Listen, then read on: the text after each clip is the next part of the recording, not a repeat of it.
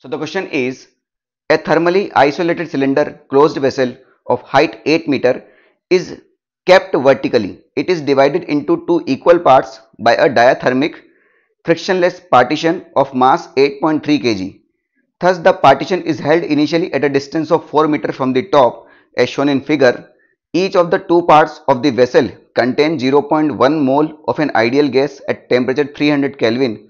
The partition is now released and moves without gas leaking from one part to the other. When equilibrium is reached, the distance of the partition from the top in metre will be, G का value आपको 10 लेना है और R का value आपको 8.3 लेना है। ठीक है, समझते हैं बात को। शुरुआत में ये आपको एक वेसल दिया है। ठीक है, अब शुरुआत में क्या बोला है भैया, ये जो वेसल है ये एक पार्टीशन है जिसका मास आपको m दिया है। ये शुरुआत में ये 4 मीटर से 4 मीटर नीचे था, इसको अपन ने पकड़ के रखा था। ऊपर भी 0.1 मोल की गैस है 300 केल्विन पर, नीचे भी उतना ही है। आपने इस पार्टीशन को छोड़ दिया। जब पार्टीशन को आपने छोड़ा तो ऑब्वियस सी बात है ये mg की वजह से नीचे आएगा, तो ये कुछ नीचे आके इक्विलिब्रियम में आया। क्यों आया इक्विलिब्रियम में? क्योंकि नीचे की गैस भी ऊपर की तरफ प्रेशर लगा रही होगी और mg तो था ही सही, ऊपर की गैस भी नीचे की तरफ प्रेशर लगाएगी। तो हम मान के चलते हैं बेटा ये इक्विलिब्रियम में x डिस्टेंस के बाद इक्विलिब्रियम में आता है। ये टोटल हाइट कितनी थी बेटा? 8 मीटर था। ठीक है, तो ये हाइट कितना हो जाएगा? 8 माइनस x मीटर हो जाएगा। सिंपल सी बात है। हम मान के चलते हैं शुरुआत में प्रेशर कितना था इसमें? पी था, और यहां भी प्रेशर कितना होगा? पी होगा, क्योंकि सारी चीजें बराबर दे रखा है वहां पर। अब यहां पर जब ये नीचे आया तो प्रेशर यहां पर चेंज होगा। इसको हम मानते हैं फर्स्ट पोर्शन, इसको हम मानते हैं सेकेंड पोर्शन। तो यहां पर प्रेशर होगा P2, यहां प्रेशर होगा P1।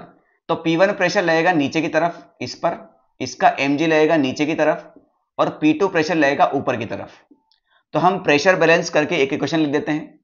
P1 और mg नीचे की तरफ है, तो P1 हुआ प्रेशर, मगर mg होता है फोर्स।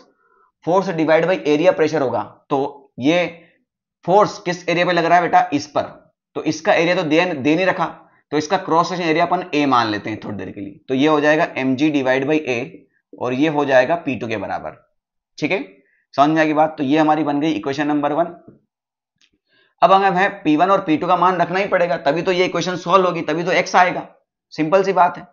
अब हमें पता है आइडियल गैस इक्वेशन दे रखा है, तो PV is equal to nRT होने वाला है। ठीक है, हमें दे रखा है शुरुआती लाइन में थर्मली आइसोलेटेड सिलेंडर। पहली लाइन है थर्मली आइसोलेटेड, यानी टेम्परेचर क्या हो गया बेटा अपना? कांस्टेंट। टेम्परेचर अगर अपना कांस्टेंट हो गया है, सॉरी लाइट चली गई है, कोई दिक्कत नहीं। चलिए इमरजेंसी लाइट में इस क्वेश्चन को सॉल्व करते हैं। लाइट अभी जा चुकी है, कोई दिक्कत नहीं। तो टेम्परेचर कांस्टेंट है, तो पीवी आपका कैसा हो जाएगा भैया? कांस्टेंट हो जाएगा। ठीक है, पीवी कांस्टेंट है तो बस इसी क्वेश्चन को हमें लगाना है दोनों केस में। शुरुआती प्रेशर P1 था, PI था, तो हम PI और P1 के बीच में PV is equal to constant लगाएंगे, और एक बार PI और P2 के बीच में PV is equal to constant लगाएंगे। ठीक है, आजू बाजू अगर कोई आवाज आती है तो उसको आप थोड़ा सा नजरअंदाज कर दें। तो यहां पर लगाते हैं बेटा, शुरुआत में प्रेशर कितना है? PI, और इसका वॉल्यूम कितना होगा? तो बेटा इसका हाइट है 4 मीटर, और इसका क्रॉस सेक्शन एरिया कितना माना अपन ने? A। तो ये हो जाएगा 4 इंटू A। ठीक है, इसकी बात करें तो प्रेशर कितना है इसमें? P1, और इस केस में वॉल्यूम कितना होगा? हाइट हो गई x और एरिया A, तो x इंटू A। A से A खत्म हो गया, तो P1 कितना आ जाएगा बेटा अपना? 4PI divided by x, equation number 2। अब हम वापस यही बात इन दोनों के बीच में लगाते हैं ताकि P2 मिल जाए। तो प्रेशर तो PI और वॉल्यूम 4A ही रहने वाला है। इसका प्रेशर कितना है? P2, और वॉल्यूम कितना हो जाएगा? ये हाइट x 8 माइनस x और एरिया A से A फिर खत्म हुआ, तो P2 कितना आ जाएगा? 4PI divide by 8 minus x। ठीक है, तो ये हो जाएगी क्वेश्चन नंबर 3। P1 और P2 का वैल्यू यहां पुट कर दीजिए, तो ये हो जाएगा mg divide by a, P2 minus P1। तो P2 कितना है अपना? 4PI divide by 8 minus x minus 4PI divide by x। तो ये हो जाएगा mg divide by a, 4PI यहां से कॉमन आ गया, तो 1 divide by 8 minus x minus 1 divide by x। ठीक है, तो ये हो जाएगा mg divide by a, 4PI, इन दोनों का एलसीएम ले लेंगे अपन, x इंटू 8 माइनस एक्स तो इसमें इसका डिवाइड करेंगे तो क्या आएगा x, ठीक है ना, और इसमें इसका डिवाइड करेंगे तो 8 माइनस एक्स, तो -8 माइनस एक्स, ठीक है, डन है। अच्छा यहां पर हम पी का वैल्यू भी निकाल सकते हैं इसी इक्वेशन से। भाई शुरुआत में इस वाले केस में लगा रहे हैं हम, तो PV is equal to nRT लग जाएगा क्योंकि सब कुछ दे रखा है, तो ये हो जाएगा पीआई और एनआरटी, ये सब कुछ हमें दिया है। और वॉल्यूम कितना हो जाएगा शुरुआत में 4 इंटू ए, है ना, शुरुआती वॉल्यूम कितना हुआ 4 इंटू ए, तो पीआई का वैल्यू भी हम यहीं पर रख ही देते हैं, ठीक है ना। तो 4 तो एज इट इज था, पीआई का वैल्यू हो जाएगा एनआरटी डिवाइड बाई 4 इंटू ए, ये ए से ए खत्म हुआ, 4 से 4 खत्म हो गया, ठीक है। हमें x का वैल्यू निकालना था भाई, तो इस nRT को हम नीचे लेके जाते हैं, तो ये हो जाएगा mg डिवाइड बाई nRT। अब इसको सॉल्व करना है तो देखते हैं, माइनस अंदर लेके जाएंगे तो ये हो जाएगा x माइनस 8 प्लस एक्स, है ना, यहाँ पर ये कट जाना चाहिए था मगर ठीक है नहीं कटा, कोई दिक्कत नहीं, ये हो जाएगा 8x माइनस एक्स स्क्वायर, ठीक है।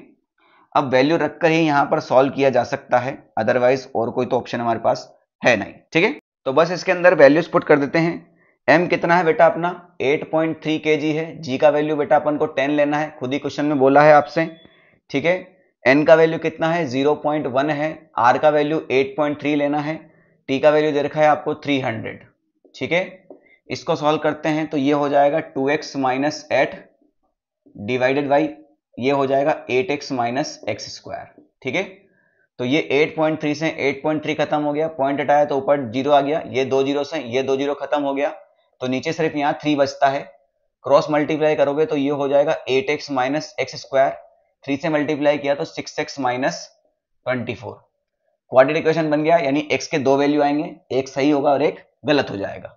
तो इस x को इधर लेके आओ तो ये हो गया एक्स स्क्वायर, ये इधर गया है, ठीक है, ये इसको इधर लेके जाओ, सॉरी एक सेकेंड, इस एक्स स्क्वायर को इधर लेके आ गए अपन एक्स स्क्वायर, इस 6x को इधर लेके आएंगे तो ये हो जाएगा 2x, है ना, 8x माइनस 6x, और ये 24 तो इधर ही है, तो ये हो जाएगा एक्स स्क्वायर, ये 2x इधर आया तो -2x minus 24 is equal to 0।